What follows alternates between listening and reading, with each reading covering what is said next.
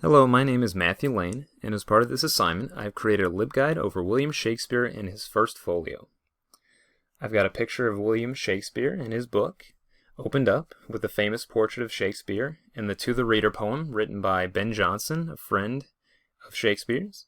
As we scroll down, I've got a link to the Internet Archive full text of the First Folio, free and digitized for viewers to view. This middle column right here, I've got the British Library's First Folios compared.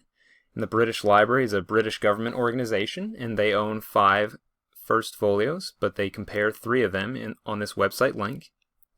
And then on the right column, I've got Folger Shakespeare Library, a link to their website. They're pretty famous for owning 82 First Folios, which is a large amount, and they are located in Washington, D.C. The next tab, I've got Research and Databases.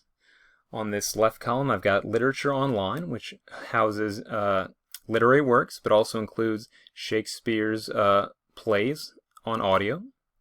I've got the Early English Books Online, which houses digital images of early printed books. And then finally below, I've got the MLA International Bibliography Full Text, which is a great database to use.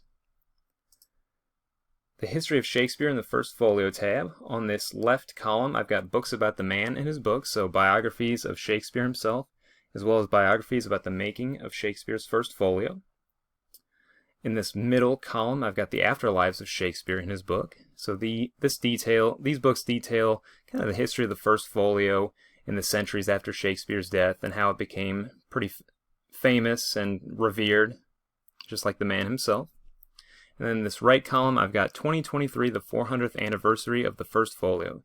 So this was kind of a celebration of the anniversary of the publication of this famous book, and they created some websites about it, as well as videos explaining the importance of this book and its history.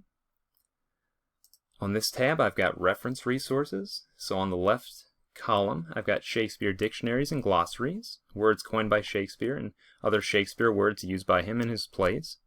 In the middle column, I've got a Shakespeare concordance, a concordance being a special kind of index.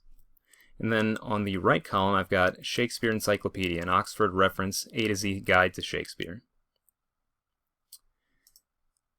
On this final tab, we've got Shakespeare Geography.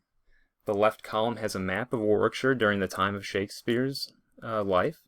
And he was born in Warwickshire, and specifically Stratford-upon-Avon. You can even visit his hometown and his homes.